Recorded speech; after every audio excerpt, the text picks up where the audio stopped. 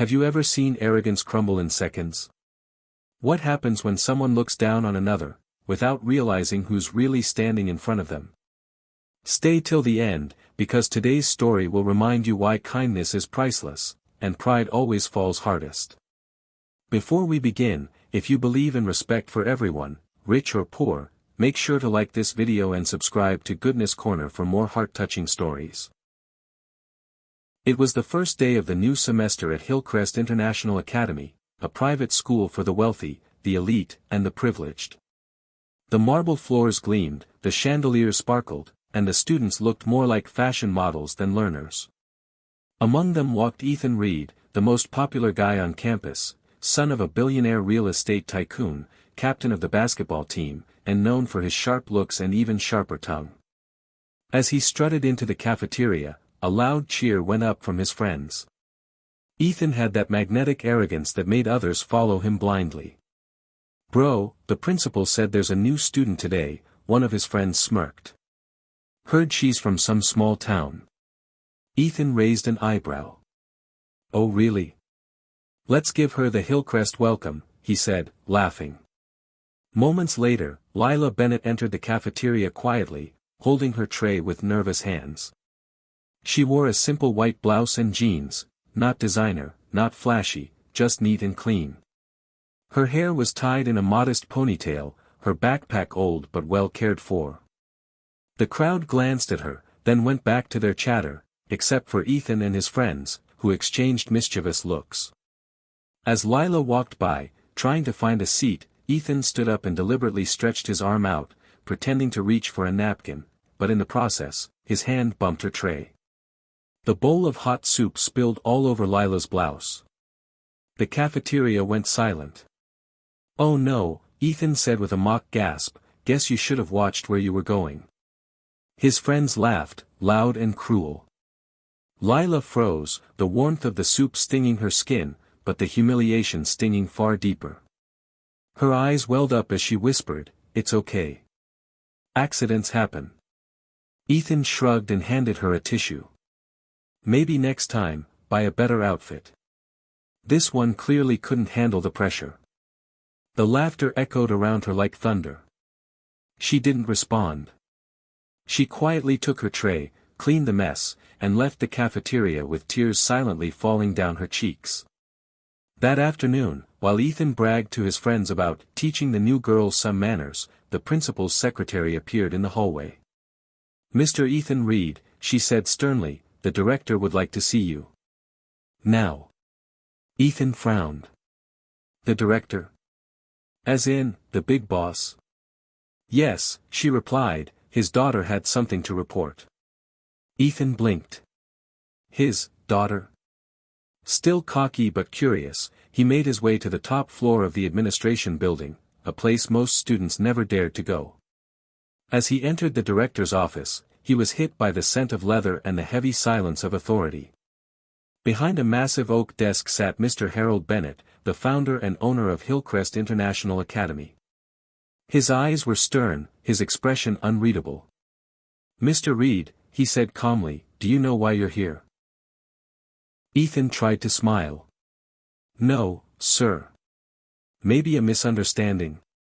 Mr. Bennett pressed a button on his desk, and the large monitor lit up. The CCTV footage from the cafeteria played, the soup spill, the laughter, Ethan's mocking grin, and Lila's humiliation. Ethan's smirk vanished. "Do you think this is the behavior we expect from our students?" Mr. Bennett asked quietly. Ethan swallowed. "Sir, I didn't mean." Before he could finish, the office door opened. Lila stepped in, wearing a clean uniform now, her face calm but her eyes still red. Ethan froze. "Wait, she's your—" "Yes," Mr. Bennett said, standing up. "My daughter.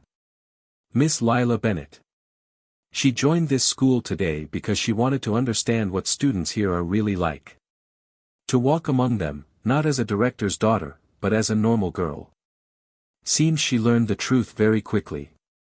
Ethan's jaw dropped. His face turned pale. The room suddenly felt suffocating. Sir, I didn't know.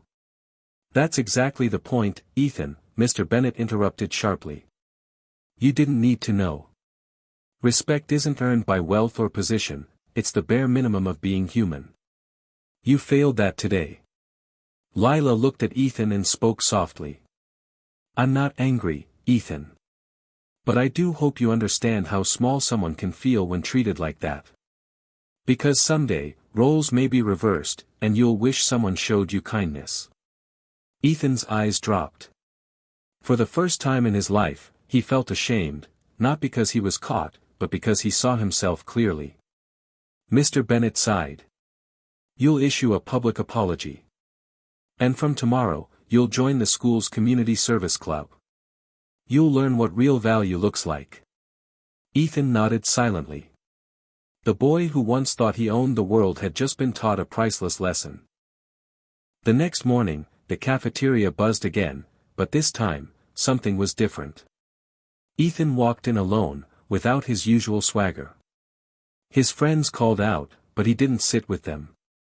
Instead, he took a deep breath and walked toward the same table where Lila sat quietly, reading.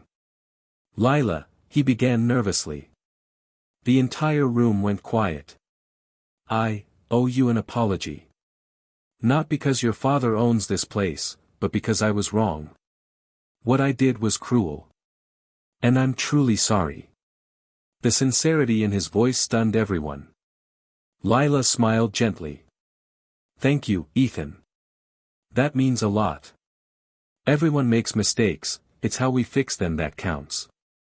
Ethan nodded, then pulled out a folded paper. Also, I talked to the cafeteria manager.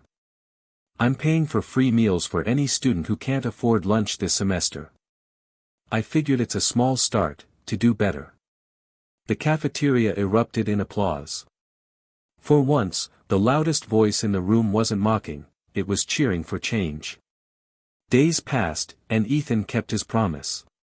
He joined community service, helped clean classrooms, and even visited a local orphanage with Lila and her father. Each act chipped away at his pride, replacing it with humility. One evening, as the sun dipped behind the school courtyard, Ethan found Lila sitting on a bench, sketching quietly. You were right, he said softly, sitting beside her. Money can buy a seat in a fancy school, but not respect. You taught me that. Lila looked at him with a calm smile. I didn't teach you, Ethan. Life did. I just helped you see it. They both laughed gently, the tension between them replaced by a quiet friendship built on lessons learned and hearts changed. Months later, during the school's annual ceremony, Mr. Bennet called Ethan to the stage. This young man made a mistake, but he owned it, learned from it, and became better. That's true education. Ethan bowed his head, humbled, as the students applauded. His eyes met Lila's in the crowd, this time not with arrogance, but gratitude.